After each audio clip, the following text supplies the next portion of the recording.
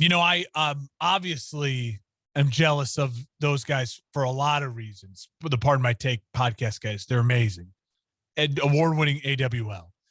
But the fact that they got to finally interview Aaron Rodgers. What does that stand for, by the way? Award-winning listener. What they say their listeners, or every year they give them awards for the best listeners, podcast listeners. But they got to interview Aaron Rodgers today, and I will just say, I think that Aaron Rodgers, he is honestly just as out there as I think we're all starting to realize he is. They asked him about the tattoo. He didn't want to talk about it, but he did laugh when they jokingly said that they had previously mentioned that they thought his tattoo looked like what Kyrie Irving thinks his brain looks like. And so he kind of laughed at that, but like he did not want to talk about it. So I was, it's so bizarre. He's so open when he wants to be. Yes, with McAfee and some other guys.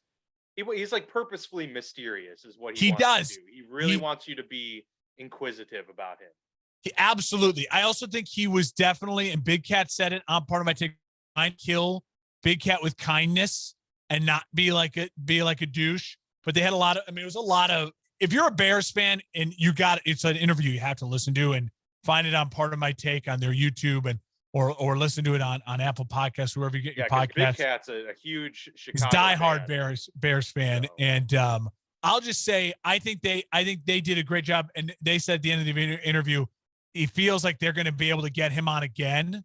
And you feel like Rodgers, I will say one of the big things I took away from the interview, and if I ever had the chance to speak to Aaron Rodgers, or we ever had the chance to interview, it'd be something I would strive to do, is that like Rodgers, his football like knowledge, he was rifling off plays like, oh yeah, that 2012 game against the Bears, we had the 4th and 1 who did this. They're like, dude is an encyclopedia, and they kind of scratched the surface of this, but it's something I would definitely dig into more now. And anyone who's gets a chance to interview Rodgers, McAfee as well, you need to learn from this interview. The dude wants to talk about like previous guys or guys he watched. Like he spent even it was like a minute just kind of talking about Peyton Manning and Peyton Manning's like handling of the West Coast offense. Yeah. And he talked about like those battles. It was fascinating to hear that. And I do think that Rodgers is a guy, you could tell he loved talking about that. And he really loved talking about just like the art of football and like what he loves to do on the football field and how it works and how offenses work. That is interesting stuff to hear, because they jokingly mentioned to him, and I do think it's just true. When you watch Packers games, there are times you're just like, F you, Aaron Rodgers. Like, how'd you do that? Like, he's like a wizard. I mean, he really is.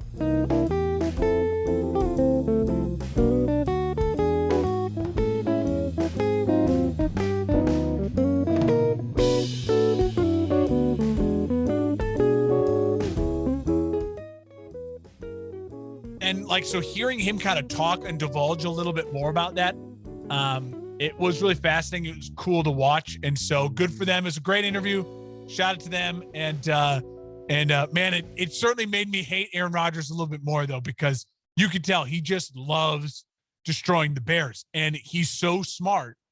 After listening to this interview, and he knows football so well, it's one of those where you're like, he's just going to destroy us every time. It doesn't matter what we do. He's going to destroy us. It's just brutal.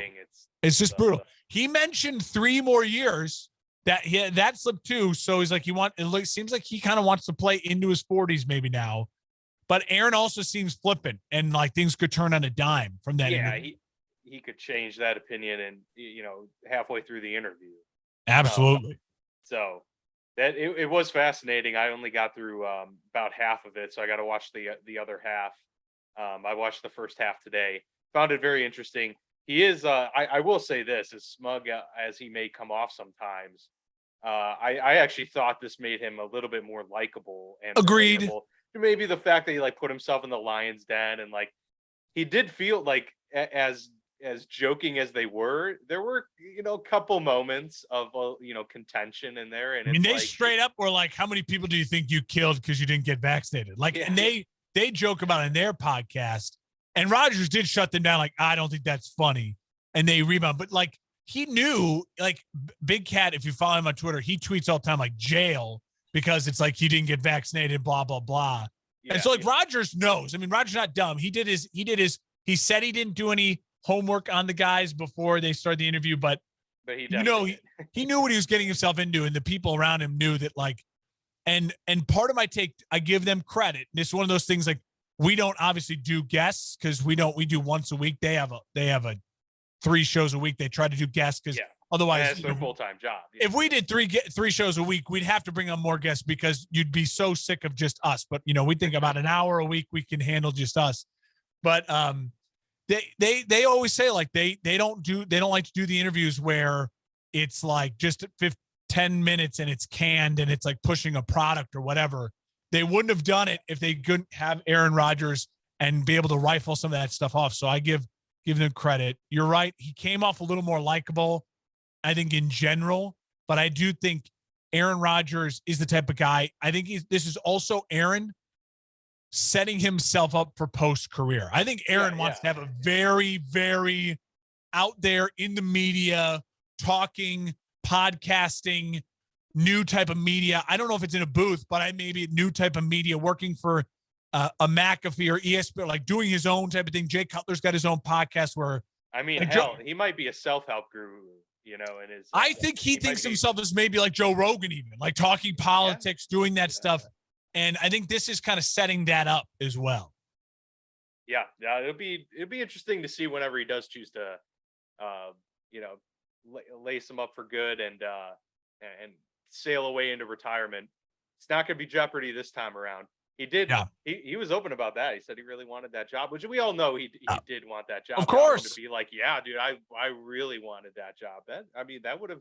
He was honest. He could have said his football career, but he would have done it. He could have played coy on a lot of stuff, and he was honest. It's a good interview. Watch it. If you've never seen Part of My Take, and you go into watching it, they're the number 1 sports podcast in the world, and those guys, they do a great job of being like, we're just meatheads. We don't try to overanalyze things. We are fans first, and so know that it's not like if Colin Cowherd gets to interview him or like Scott Van Pelt, they're gonna have some fun, but it's gonna be more like football. The Barstool guys, they Part of My Take does a good job of like, it's more a hangout session. It is. They want to just be chill and make you laugh and make him laugh and goof around. Speaking of which, it's a big deal if Colin Cowherd mentioned on his show the Part of My Take interview. Very true. And so I think Cowherd is smart though. Cowherd, of course, knows. He knows those Barstool guys inside out. He knows Big Cat, but he plays the whole like, I don't know. I think there's some guy like a big cat or something. And the other guy, he tries to play dumb, like, PFT something. He wears glasses. They're funky, weird guys. I think he said that Big Cat does stand up. He knows that Big Cat does not do stand up. That kind of threw me off. I was like, wait, did he used to do stand up? No, Cowherd's just trying to play like, I don't know these guys. Right. And listen, Cowherd he's the old guard. He is the number 1 syndicated radio show. Him and Dan Patrick are number 1. But like, he knows it's dying. And what's more important now is like, you saw, like, I know we're just talking sports podcast now, but I think it's fascinating stuff. You see like Stugatz, Dan Lebitard. Sure. They were number 3 in that group with Cowherd and with Patrick, but they left ESPN to just go purely podcast and kind of do the McAfee thing. And now Lebitard and McAfee are the 2 and 3 to the Part of My Take guys as far as the biggest sport podcast with Bill Simmons and the Ringer guys. And so Cowherd, he knows he's defending his space a little bit. Like, no, I'm still radio first and syndication and even though he has the volume now. He has the volume and he does his podcast stuff, but his numbers don't do nearly as much. Overall, Cowherd has a giant reach because of radio and the podcast, but it's still not the reach that those guys have on their platforms. Yeah, no, like you said, it's old school. It's different. It's a different media. He has to play coy. Yeah, for sure. Has to. All right. Well, we got a little bit lighter show than last week, at least, because we had training camp off and running. A lot of things to go over there. This was kind of, a weekend. Not a whole lot has happened, but we will touch on a few of the news and notes from around the league over the past week. as well as it was the 2022 Hall of Fame induction this past week as well. So we're going to discuss those inductees and the class of 2022, give Yeah. our thoughts on all of that, and just touch on a couple other things as and that'll pretty much do it for the show for today. So let's start, Mark, with some of the bigger news, I guess, that's come out in the last 24 hours. That being Kareem Hunt requesting a trade from the Cleveland Browns officially. This is kind of something that was building towards happening, given that Kareem, had been expressing, his dissatisfaction with his contract, wanted a new contract extension. This is his final year of his current contract, set to be an unrestricted free agent next season. So this was the next step in that line. You're not going to give me a new contract, then I'm going to request a trade. The Browns have reportedly denied that request. Yeah. But we'll see what happens here. But I guess we'll discuss first kind of the reaction to his situation and the Brown situation, and then maybe we'll discuss some possible landing spots should he get traded. Listen, the Browns, I mean, I get why they're playing hard to get. He is a valuable piece for them, especially knowing that the Watson suspension is looming whenever it comes down and however it goes down. And Nick and Chubb is obviously the premier back, but he's battled with some injuries, and Hunt has battled with some injuries as well. Listen, if I'm Kareem Hunt, I don't know if I want to draw this attention. I get it that Kareem Hunt money's probably a big focus for him. I mean, he was set to be a made man in Kansas City before the domestic violence and the stuff he had to deal with. And I think Kareem Hunt, if I were in his camp, I would say to him, I don't know if this is a smart move. You've really done a good job kind of rehabilitating your career. No one really talks about that anymore with him. He's not really associated with it as much. And it's the only reason that he was a free agent and no one really knew to touch him. And Cleveland took a flyer on him, and it really worked out for Cleveland. So I get why they're kind of like, listen, dude, we gave you your career back, and we want you to honor your contract. And so it's a little bit of a tough situation. He's got a lot of value for at least a year or two. I don't know how much legs Kareem Hunt has beyond that, as running backs are to a dime a dozen. It's cliche to say. So it's in a weird situation. Listen, Kareem Hunt with the right team and getting, a team that, is a kind of a missing piece away, feels like, hey, if we could add a running back, to this roster, a Tampa, because they lost out on Jones. Obviously they have Fournette, Giovanni Bernard, but a win now team, he'd be a great piece for it. But I think he more wants to find that place where it's like, no, he could be a feature back and get a long-term deal. I don't know exactly where that is or what team would be willing to give up big money to do that for Kareem Hunt. So it's obviously going to be a unique situation to keep our eyes on. Yeah, I do think that, Kareem is going to be 27 years old. This is his chance to get his last contract in the NFL, at least last, lucrative contract. The benefit that he has going into this is that for a, fifth-year veteran, he has less tread than maybe a lot of other guys, like even just to compare like to someone like Saquon Barkley, who has only played 4 seasons and has missed a significant time of the last 2. Yeah. They're only 100 carries apart from each other. That's crazy. So Kareem Hunt still has, a lot of, run left on those wheels. And so, given his production in recent years and pretty much his whole career, he hasn't really showed any signs of slowing up. Like now in a couple of years, that probably will be the case. It very well might be. But, if he can go to a team right now and actually help them win, I think that'd be a best case scenario for him and whatever team takes him on. I don't think he's going to garner a big 5-year deal, but he could get a 3-year with a lot of guarantees, and make some decent money here for, the last, good portion of his prime. The Chiefs, honestly, to me would be a great team to go and try and get him back. They need a run game pretty badly. It's apparent to me that Clyde Edwards-Helaire just hasn't worked out. Yeah. I don't know how much they're willing to just like keep trying to make it a thing.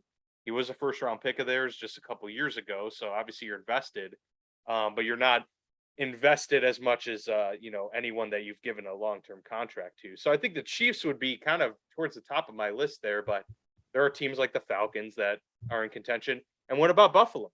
Buffalo, they just drafted a running back, but it's not like they have any super established guys there. Zach Moss and Devin Singletary are, timeshare guys, and Yeah. Kareem Hunt could definitely be more of a workload back. You also got to think about the teams that just love to run the football. I mean, Seattle comes to mind. They have picks to deal with, and True. the run game's really important to them. San Francisco is always willing to find themselves a new running back and to plug and play. Arizona could use, to me, a guy who would be like, hey, actually like a featured running back. They've tried and kind of run through some people. So do you think it would be James Conner and Kareem Hunt?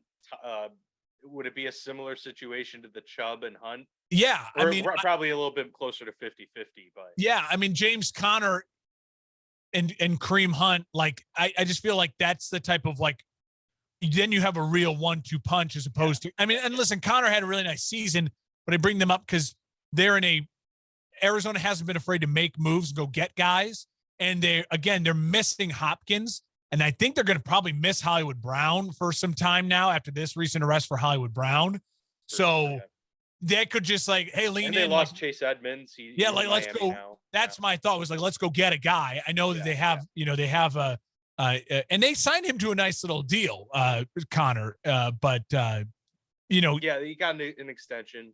So there's places out there. Again, I just don't know exactly what you have to give up and what the Browns would want. And again, I feel gross feeling if I'm in his camp, if I'm in Hunt's camp saying, listen, Cleveland, you're going to get a lot of carries. You're going to get numbers. You're going to have production. They value the run game. You don't, best offensive line in the league. You don't have to be beat up. I mean, Chubb is going to take a lot of between the tackles carries. You're going to get a lot more pass catches and out of the backfield stuff in the zone running game. I would maybe be in his ear a little bit like, I feel like there's still gonna be good money for us when we just hit free agency next year, and then we can decide where we go. Right. So, but it's a risk because injuries happen, and he missed a lot of time last year. So guys are, when they feel like this is the time to get their money. Also, if I'm a team, maybe I feel like that he knows something we don't know. Maybe he knows his body isn't going to make it through a season and like hit free agency healthy. Because a lot of guys say, I want to bet on myself. Let me get to free agency. He seems to be kind of going the opposite, pushing the direction. So there's all those games that get played too behind closed doors. It's harder for running backs, man, especially now. Like, how do you get that money in the league when there's so many to go around and so many teams now employing the two running back? It actually might save the position in some ways. Yeah. The two running back thing, because so many guys we're seeing workhorse guys just getting hurt a lot more, and maybe this will actually help, spread someone's career out a little bit further. Yeah. But they're probably not going to make the money that this position used to get. It's weird. And it's one of those things that's like, when's the next time you have a guy who's like a young running back was one of those easy positions where it's like, oh, that guy's going to be a Hall of Famer. But it's one of those positions where in the last couple of years and in the future, drafting a guy that's like, oh, that guy's going to be a Hall of Fame running back is like almost nearly impossible to say. Derrick Henry is going to have to really work hard to fight to have a case to be like that kind of guy to break that trend. But you look at the Saquons, the Zekes, the Christian McCaffreys, guys who you'd say, oh, in the last couple of years, they were drafted with the potential to be a Hall of Famer, but they just can't stay healthy enough and commit to a team long-term enough to do it. I mean, Le'Veon Bell, again, like he's a great, like there's guys that even maybe had the trajectory, but the organizations just don't value committing 10 years to a running back anymore unless they are some sort of really, really freakishly special. And again, Derrick Henry might be that one guy. So yeah, if your goal is the running back to be like, no, I need to find my team so I can become Adrian Peterson for an 8-year stretch, that's just not happening. Yeah, it's just unrealistic. Yeah. Unless you get with Shanahan and you stay healthy with Shanahan and he just loves the hell out of you, or like get young and healthy with the Pete Carroll, and he might commit to you and stay. Again, you're going to have to show incredible health, and you're going to have to show very little decline over a long period of time. Yeah. Yep. Exactly. So we'll see what happens with Kareem Hunt, and if the Browns eventually do decide to trade him. Obviously, they're not going to be able to put too big of a bill here, given that they've got a lot of money tied up elsewhere, including the quarterback position. Another, some unfortunate news for the Bears, actually. N'Keal Harry. This is a bummer. Severe ankle injury. He's going to be out for a good portion of the season. That's kind of a tough blow to the Bears receiving core, despite his overall lack of production up to this point in his career. I mean, if you're the Bears, you'll take any, chance you can get at finding someone with some gas left in the tank. And he was still young too. So that is unfortunate. They lose a big body target and a good blocker too. Yeah, obviously they took a flyer on him. So he wasn't in camp 2 weeks ago. He wasn't on my team.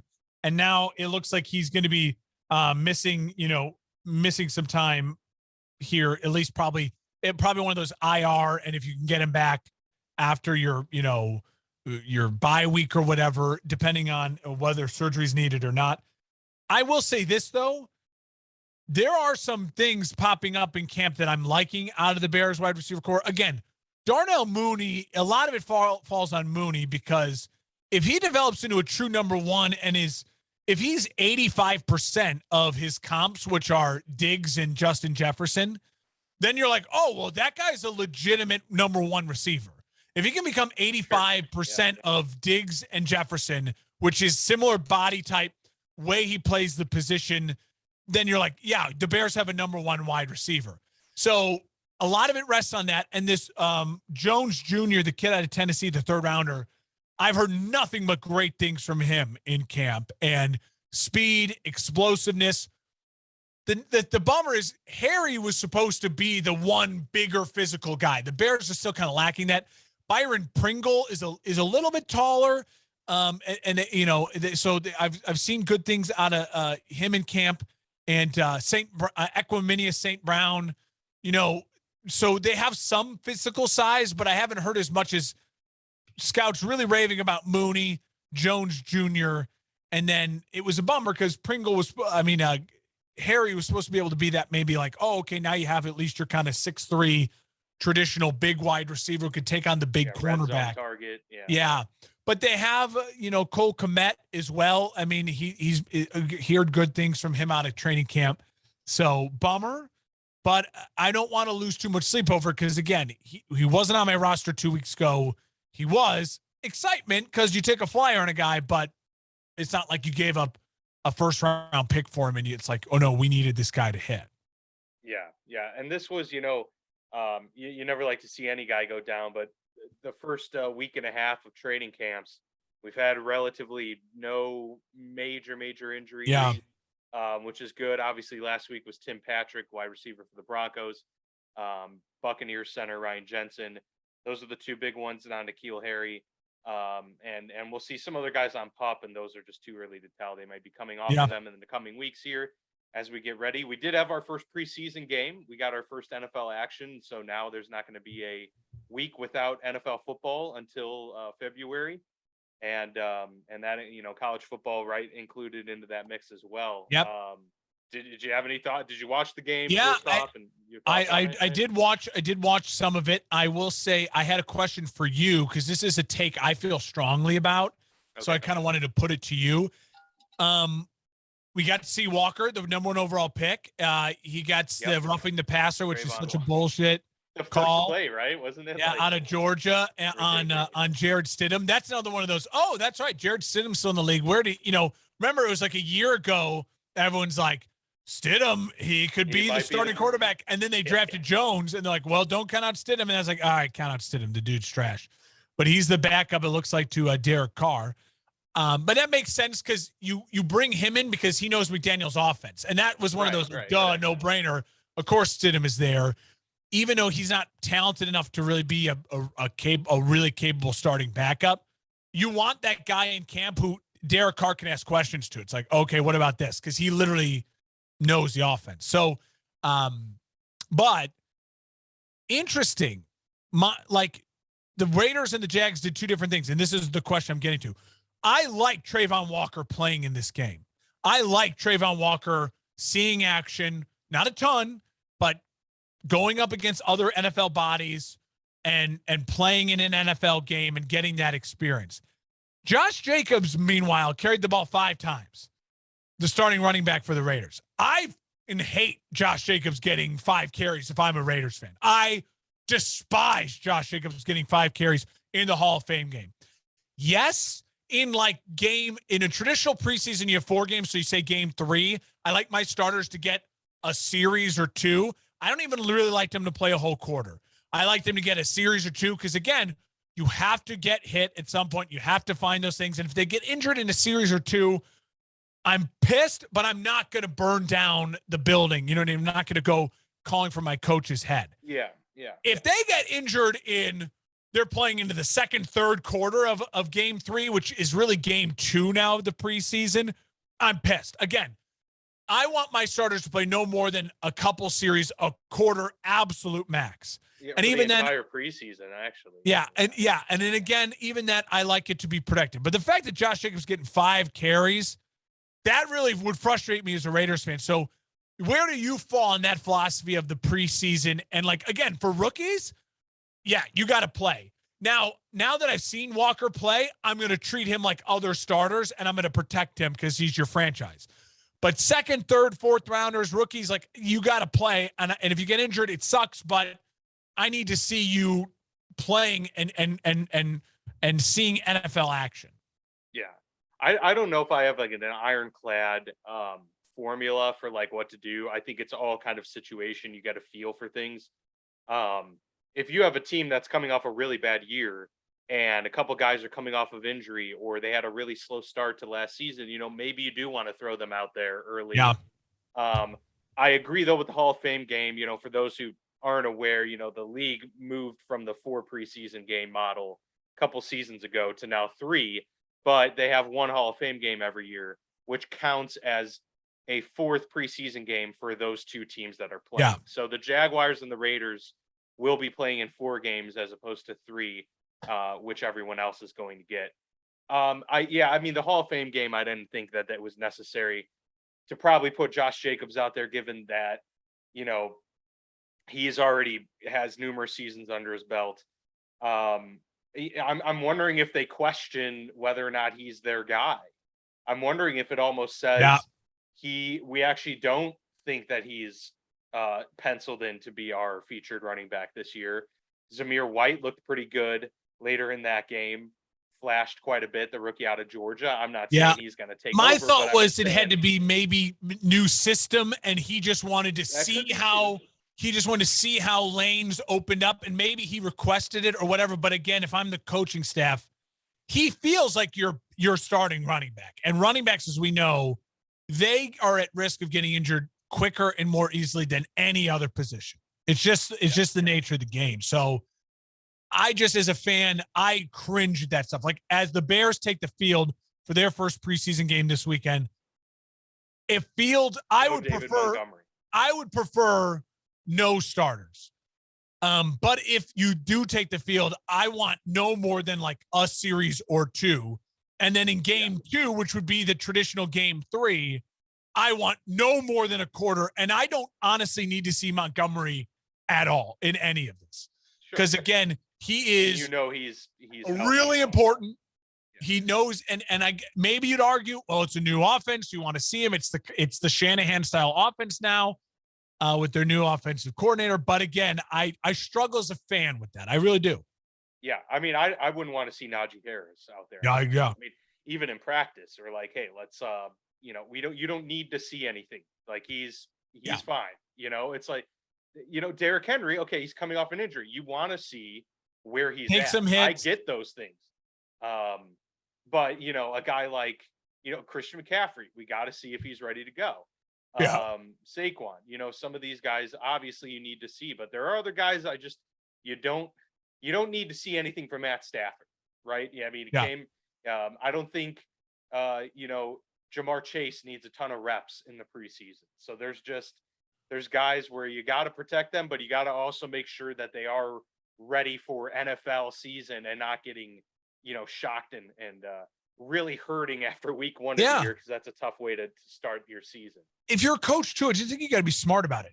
Fans will always be upset when a guy gets injured, but I will be way less pissed. I will just be upset, but I'll start getting into the angry pissed if I find out a player why is my starter in the third quarter of a game 1 or game 2 or game 3 of the preseason and they get rolled up on. I'm going to be pissed.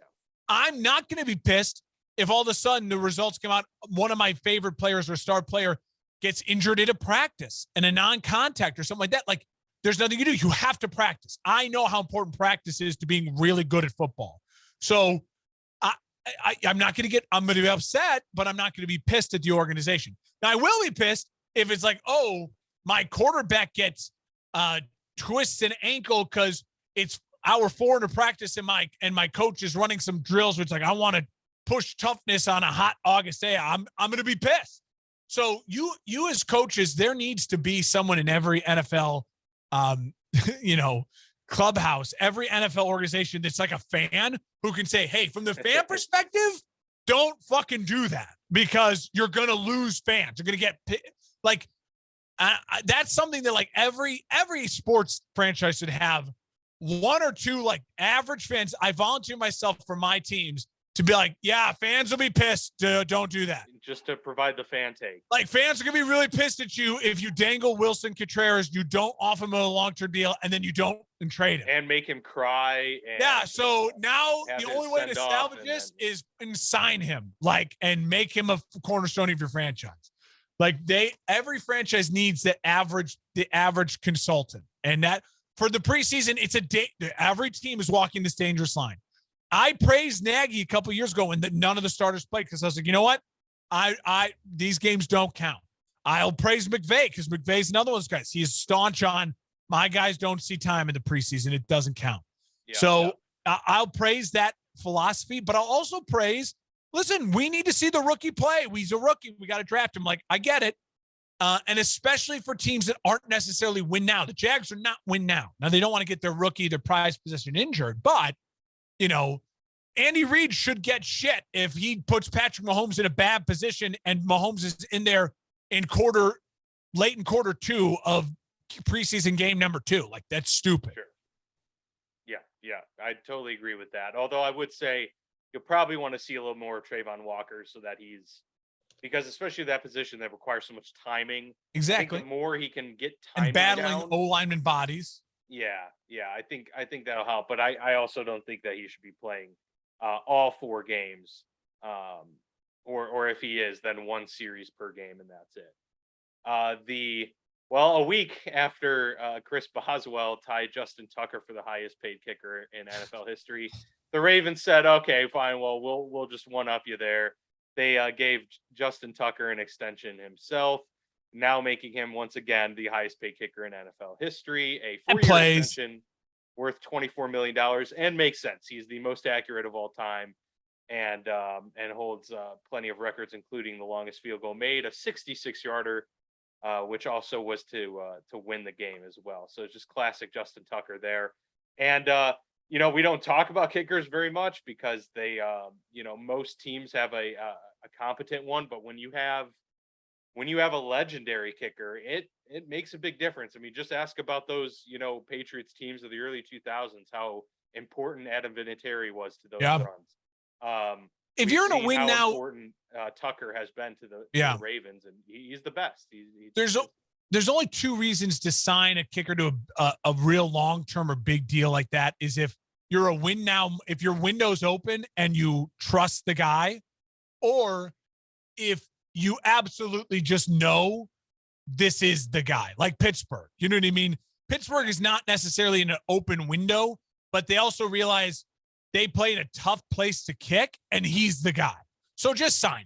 And like where Justin Tucker makes sense because he's not only the guy, he may be the GOAT kicker, just like he's kind of like Vinatieri is like Brady, but like Tucker's kind of like Rodgers, where you're like, Rodgers, we kind of know he's more talented, just like better at like just like throwing the ball. Like Tucker's a better just like kicker, but Vinatieri was in the biggest moments, the longevity and the rings, like all those. Yeah.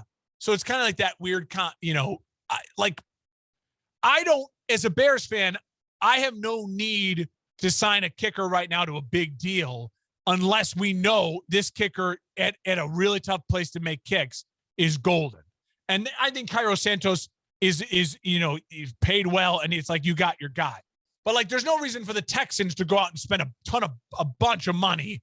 You play in domes, you play in good weather, and you're not competing right now. So if they were to sign a kicker to a long-term deal, I'd be like, what the bleep are you doing? Like, yeah, kickers are important, but you got a lot of other holes.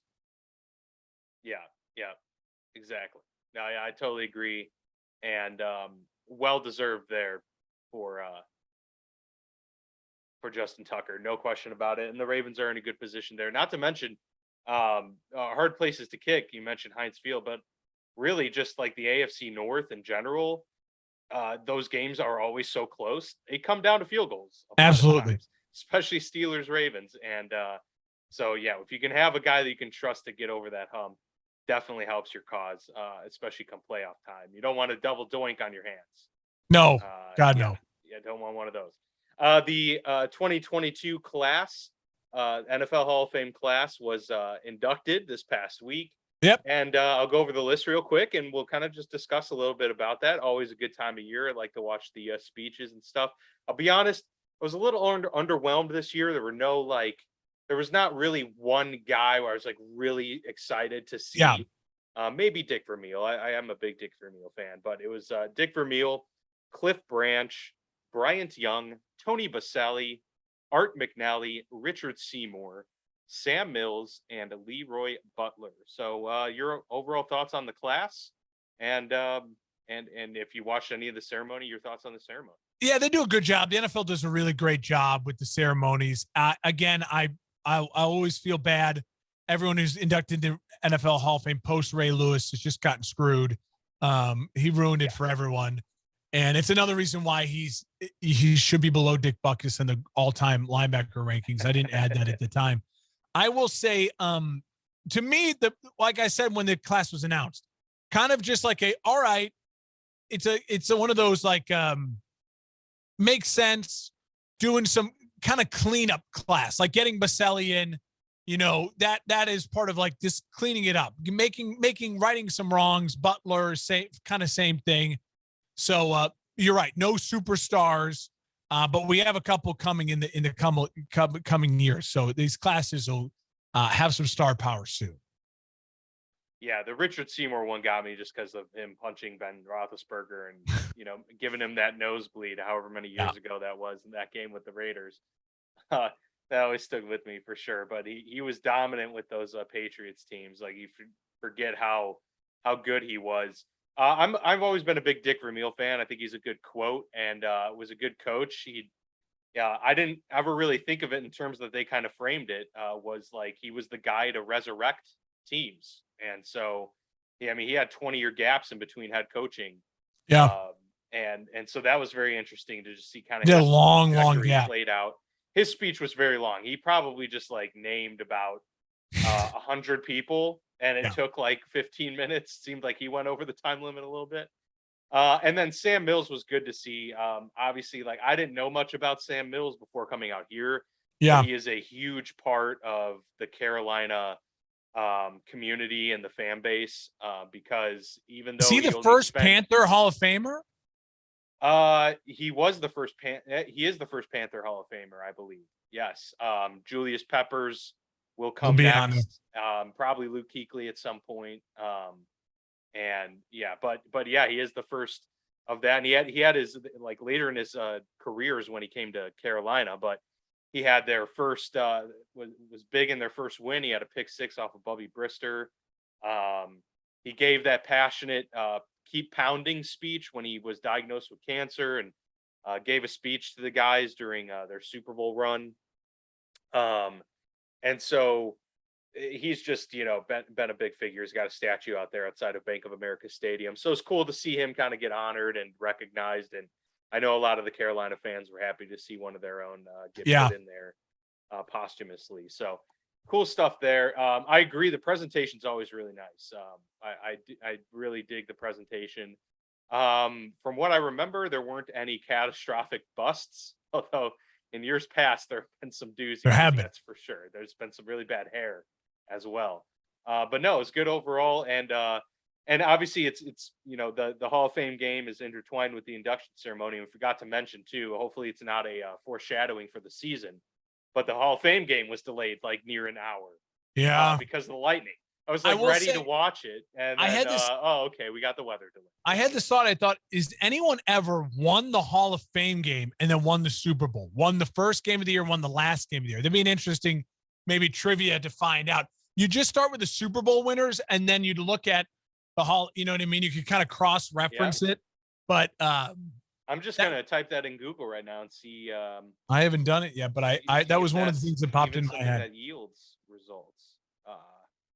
112 teams have appeared in the Hall of Fame game. Not a single one has gone on to win the Super Bowl. All right, so don't bet the Jags or the Raiders this year.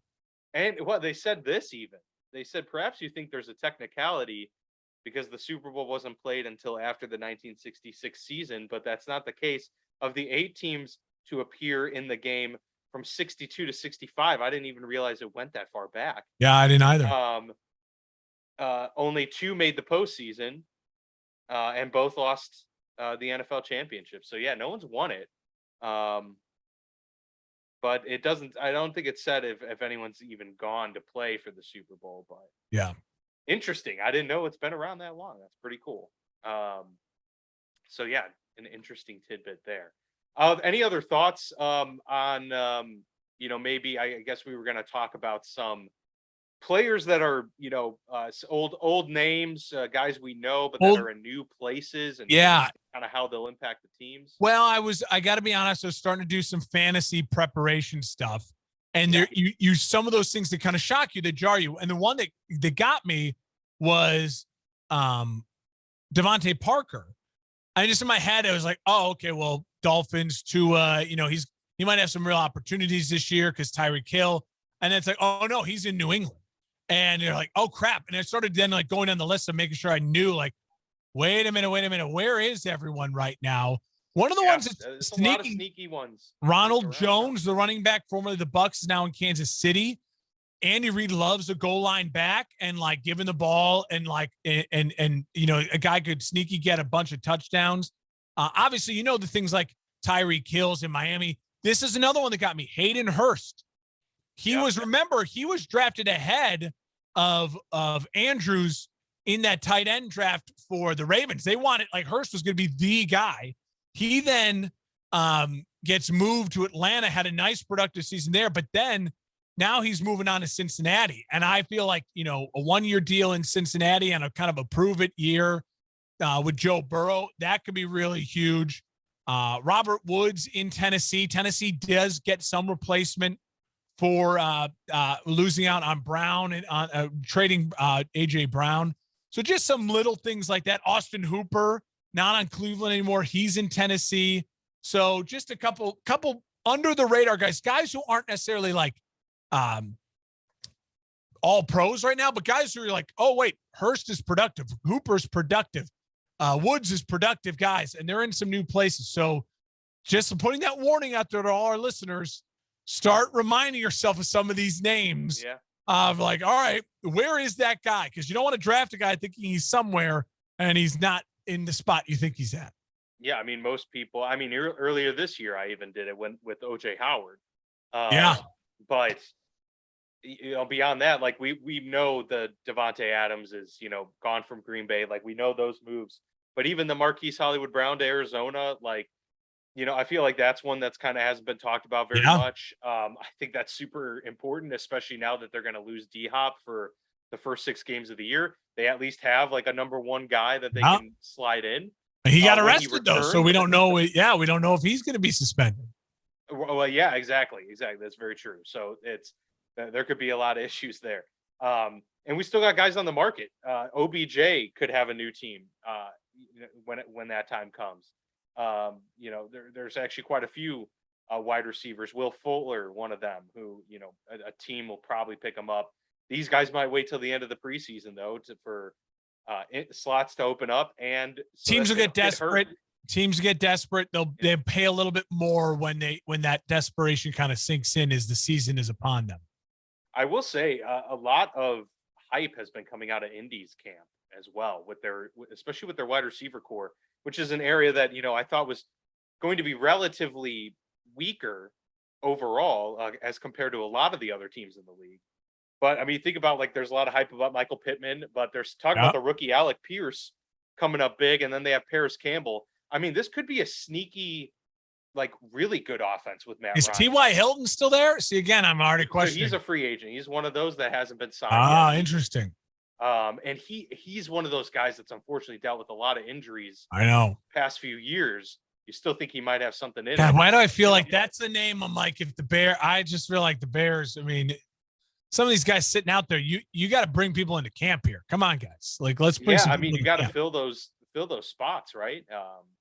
It's one of those things where that's why draft picks matter even in the 7th round. Their bodies to try and hit on. That's why there's been some one of the guys over at Steelers Depot that I love to listen to and watch a lot. They were talking about how the Steelers spent the 7th round pick on a quarterback.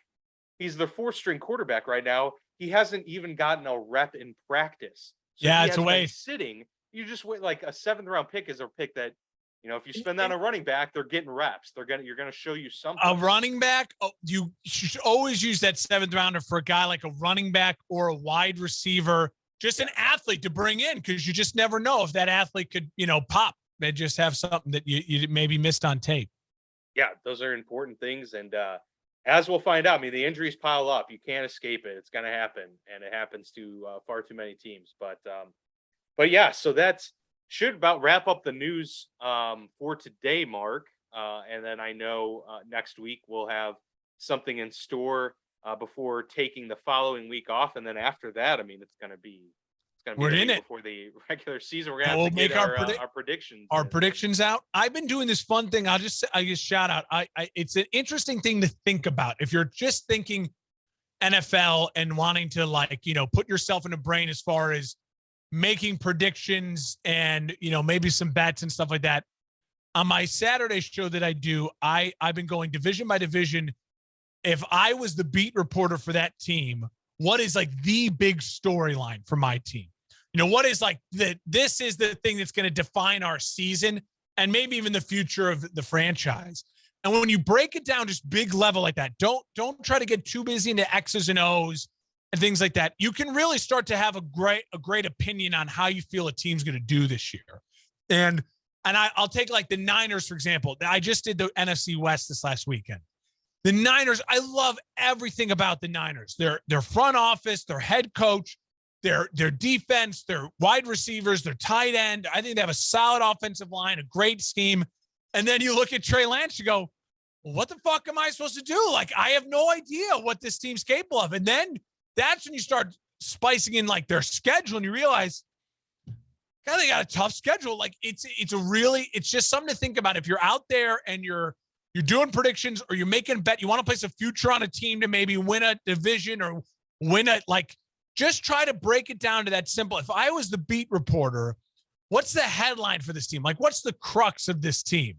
And it's not always quarterback play or coaching. A lot of it too is with the Rams, you're just dude, repeating is so hard. And you see what happens when a team, they come in with a little more swag. They don't grind as much. How can that derail a team? How can those things happen? So just things to think about. Think about those big storylines for each team as you're doing your own NFL prep going into the season. For sure. Yeah, every team's got their question marks. So it's just about what you make of it and how much weight you can put into certain ones. But certainly the Trey Lance situation in San Francisco is going to determine how they do this season. It's just absolutely. Quarterback play is too important. All right, that does it for us here on the Football Lounge. Be sure to give us a like and subscribe on YouTube. Follow us on Facebook, Twitter at FB Lounge Pod. He's Mark. I'm Dan. We'll see you guys next week.